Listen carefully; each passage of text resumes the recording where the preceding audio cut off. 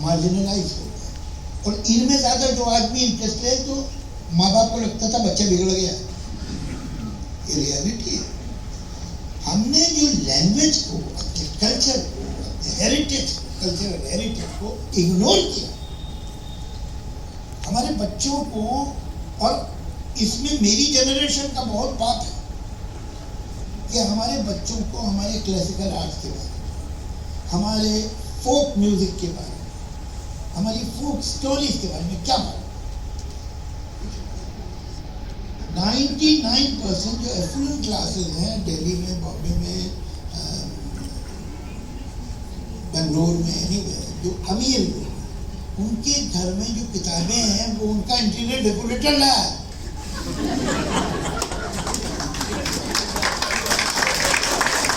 It's a fact. It's a reality. I have seen in so many houses. आज से 10 साल 15 साल पहले इंसाइक्लोपीडिया ब्रिटानिका, इंसाइक्लोपीडिया ब्रिटानिका कितने वॉल्यूम याद क्यों रखे हैं?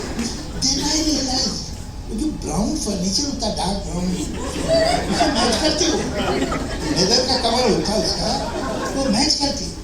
फिर आप कर्टन्स आपके ब्लू हैं, तो अगर आप इसकी रीडर डाइजेस्ट की कोई भी सीरियल जिसमें उस स्पाइन जो है ब्लू है, वो ले लिए यहाँ से आते तो मैच करती है कर्टन। अब इतने सामने sir when I am pointing out the reality of the next generation, तो अब मैं देखता हूँ यंगर जनरेशन कि there is a quest. You see, हमारे लिए तो क्या बड़ी बात है। मुझे याद है मैंने मैं सोचता था कि भले मैं बम्बई में घर नहीं खरीद पाऊँ, but I have to buy a car because when I die मेरे रिकॉर्ड में होना चाहिए कि ही ओन्ड अ कार। ये reality, it was so far from अस।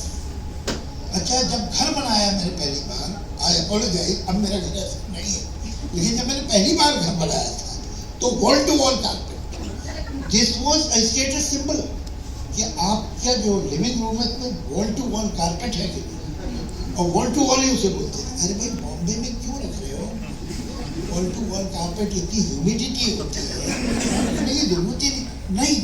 ये सब जो गरीबी में और लोअर मिडिल क्लास और मिडिल क्लास हमारे बचपन में सोच भी नहीं सकता था कार। मिडिल क्लास के पास कार थोड़ी होती थी, वो तो बहुत अमीर लोग होते हैं उनके पास कार होती थी। ये तो पूरा तांगा अगर ले लेते थे कभी, तो वही बहुत बड़ी बात होती थी, वरना तांगा भी शेयर करते थे दूसरे। तो ये जो मटीरियलिस्टिक एम्बिशंस थे, उन्होंने हमारे कल्चर को, हमारे लैंग्वेज को, हमारे ट्रेडिशंस को, सबको कोने कर दिया। और हमने एक ऐसी जनरेशन पैदा की जिसको हमने, जो हमारे माँ बाप ने उन्होंने फिर भी सिखा दिया था, हमने नहीं सिखाया। और आज मैं बच्चे देखता हूँ between 20 and 30, they are trying to find it on their own, no thanks to us. तो they know that they have lost something. हमारे माँ बाप जल्दी में ग्रेवी ट्रेन पकड़ने के चक्कर में कुछ बैगेज स्टेशन पे छोड़ा है, वो कहाँ है भैया, मिसिंग बैगेज, वो ढूंढो। तो they are looking for it. So I am not pessimistic about the future. I think this generation जो आज young लोग हैं, they are much better people than us.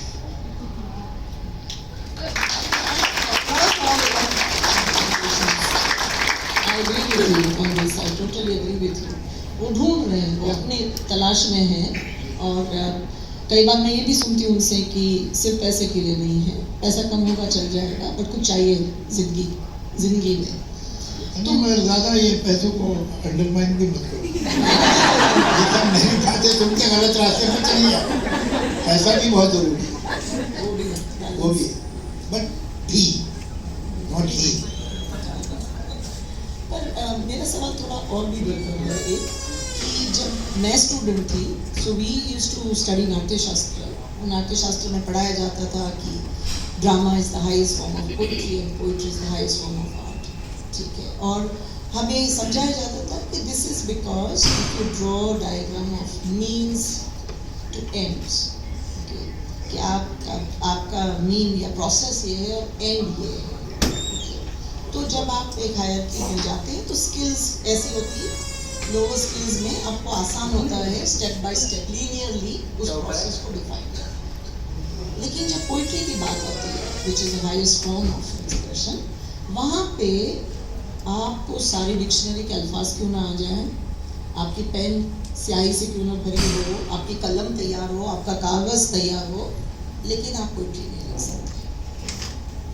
और कई बार ये लीनियर प्रोसेस भी नहीं है, एंड मालूम ही नहीं होता, एंड बाद में आता है, ओके, पोइट्री हो जाती है उसके बाद।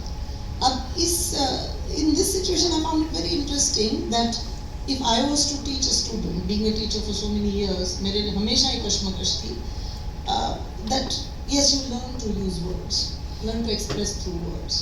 तो वो प्रोसेस क्या है, क्योंकि लीनियर मेथड नहीं डिफाइन हो रहा है, जैसे किसी क्राफ्ट में हो सकता है या कोई स्किल बेस्ड काम में हो सकता है, ओके। तो आप क्या करेंगे, वो पोइट्री तक उस बच्चे को वो मीन से एंड तक ले जाना। और आपने एक बात बहुत अच्छी कही यहाँ पे कि वोकैबुलरी क्या करती है, तो ये बात तो समझ में आए, लेकिन जो बात रह गई वो ये थी कि वो जो एक्सप्रेशन का पार्ट है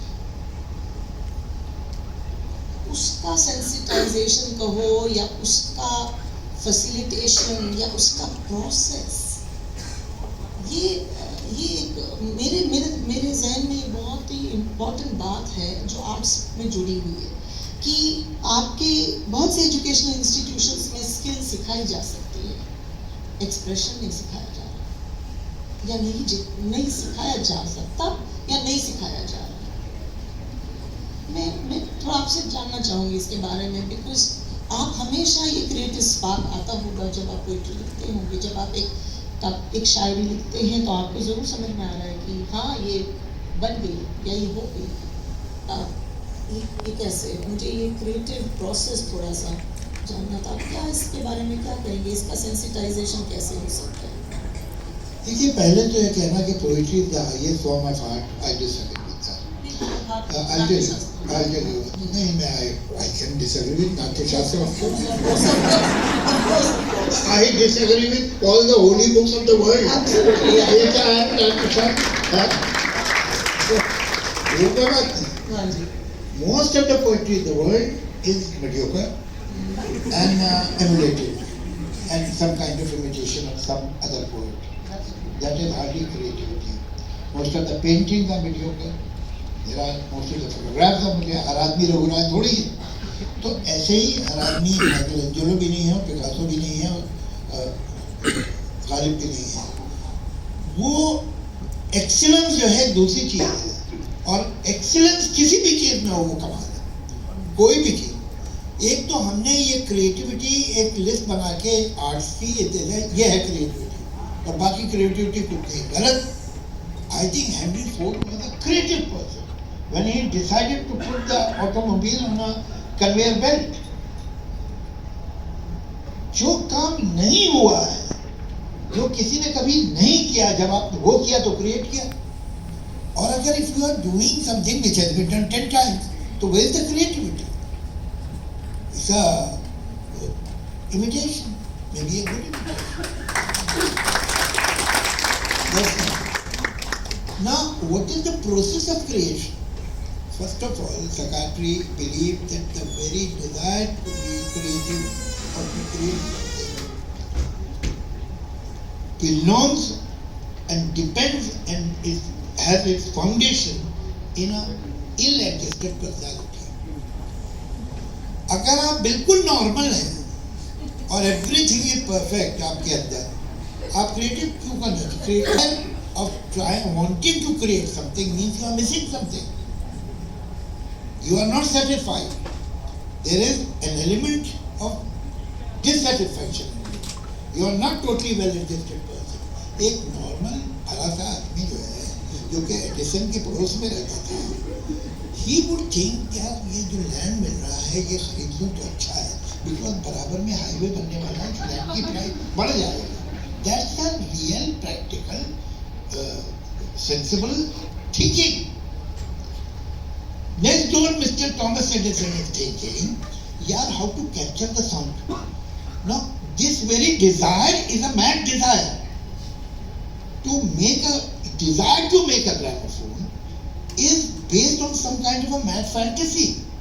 He turned that fantasy into a reality. That's all. मगर ये आपको डिजायर आया कैसे कि मैं साउंड कैसे थे? आप जमीन क्यों नहीं खरीद रहे हैं जितनी सस्ती मिल रही है? ये हकीकत है. आप बैठे होते हैं, देखो लड़की ये भी सॉन्ग राइटर है, मेरे पेट पे लात मारने आई है. तो आप बैठे हैं गर्मी में, और बॉम्बे में गर्मी काफ़ी सीरियस होती है अगर आपका एयर कंडीशनर या फैन फेल होता है, और आप देख रहे चांद नहीं रात हैं. ये आप कैसे कर रहे हैं?